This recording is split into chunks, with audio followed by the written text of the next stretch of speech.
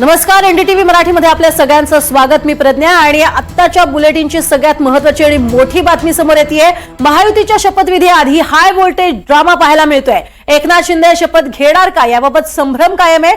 शिंदे गट अजित पवार गटाच्या पत्रिकेमध्ये शपथविधीसाठी एकनाथ शिंदेंच्या नावाचा उल्लेख नाहीये, तर दुसरीकडे भाजपच्या निमंत्रण पत्रिकेत केवळ देवेंद्र फडणवीस यांचाच उल्लेख आहे। तर अजित पवार यांच्या निमंत्रण पत्रिकेमध्ये अजित पवारांसह देवेंद्र फडणवीस यांचा उल्लेख आहे। त्यामुळे एकनाथ शिंदे सरकारमध्ये सहभागी होणार का याबाबत आता राज्याचं लक्ष लागलंय। तर एकनाथ शिंदेंच्या मनधरणीसाठी शिंदे गटाचे नेते देखील दाखल झालेले आहेत। भरत गोगावले, उदय सामंत हे शिंदेंच्या निवासस्थानी आहेत आणि त्यांनी मनधरणी सुद्धा केलेली आहे। आपण सरकारमध्ये सामील व्हावं, उपमुख्यमंत्री पदाची शपथ घ्यावी अशी त्यांची आग्रहाची मागणी आहे। अधिक माहिती घेऊयात राहुल कुलकर्णी यांच्याकडनं। राहुल, आतापर्यंत सगळं अलबेल आहे असं वाटत असतानाच आता अचानक शिंदे खरंच शपथ घेणार की नाही, संभ्रम अजूनही कायम आहे। काही तास राहिलेत फक्त।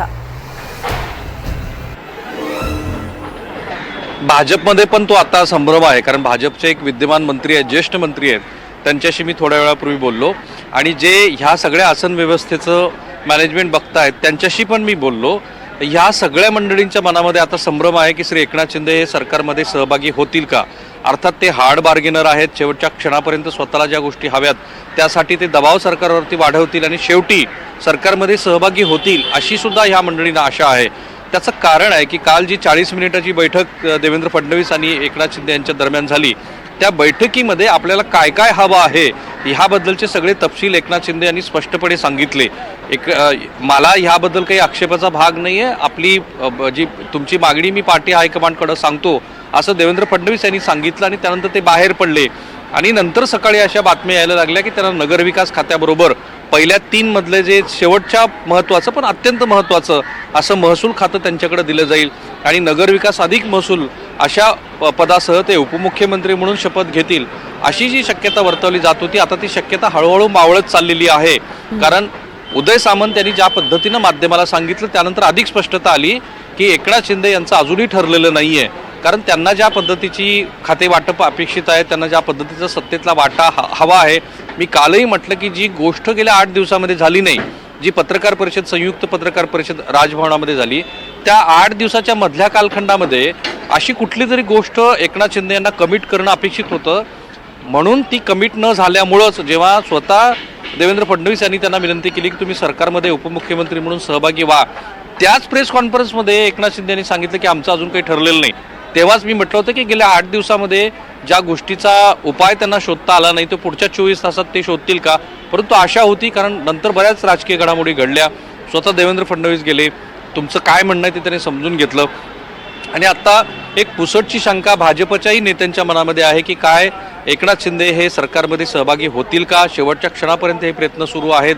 दुसरी एक शक्यता अशी वर्तवली जाते आहे की पंतप्रधानांच्या उपस्थितीमध्ये हा शपथविधीचा सोहळा होतो आहे। महायुतीचे ज्यांच्या नेतृत्वामध्ये हे सरकार पुन्हा एवढं मोठं बहुमत घेऊन आलं, त्यामुळं जर एकनाथ शिंदे यांच्या काही मागण्याच असतील तर त्या शेवटच्या क्षणाला काहीतरी या मागण्यावरती तडजोड होऊ शकते आणि त्या तडजोडीनंतर पंतप्रधानांच्या उपस्थितीमध्ये जो शपथविधी सोहळा होतो आहे त्याला एकनाथ शिंदे हे कदाचित सहभागी होतील। हा एक भाग वगळल्यानंतर सुद्धा प्रज्ञा, एक गोष्ट मात्र विसरता कामा नये, मधल्या काळामध्ये आपल्याला जर ह्याच टप्प्यावरती ह्या सरकारमध्ये सहभागी होता नाही आलं आणि एकदा देवेंद्र फडणवीसांचा शपथविधी झाला तर त्यानंतर सत्तेतला जो वाटा आपल्याला पुरेसा मिळणं अपेक्षित आहे तसा मिळेल की नाही याबद्दल एकनाथ शिंदे यांच्या मनामध्ये साशंकता आहे असं म्हणतात। कारण आत्ता शपथविधी नाही झाला, त्यांना अपेक्षित असलेल्या 10 मंत्र्यांचा शपथविधी तर आज होणे नाही, कारण अधिकृतपणे सरकारच्या वतीनं हे घोषित करण्यात आलंय की 2 उपमुख्यमंत्री आणि एकाच मुख्यमंत्र्याचा शपथविधी होणार आहे।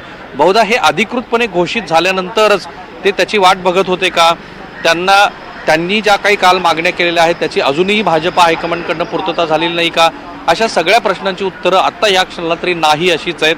कारण उदय सामंत यांनी जाहीर आत्ता माध्यमांनाच थेटपणे सांगितलेलं आहे की आम्ही अजूनही प्रयत्न करतो आहोत आणि आपण बघतो आहोत की वर्षावरती बऱ्याचशा हालचाली सुरू झालेल्या आहेत। पुन्हा ही सगळी नेते मंडळी हे एकनाथ शिंदेकडे गेलेली आहेत आणि ते सांगतायत त्यांना की तुम्ही या सरकारमध्ये सहभागी होणं अपेक्षित आहे, परंतु या क्षणापर्यंत तरी ही संदिग्धता कायम आहे। नक्कीच, आणि ही संदिग्धता कायम असल्यामुळे अर्थातच अनेकांकडनं भुवया उंचावल्या जात आहेत। नेमकी स्पष्टता जी आहे ती काही तासातच येणार आहे। तुर्तास धन्यवाद या संपूर्ण माहितीसाठी राहुल।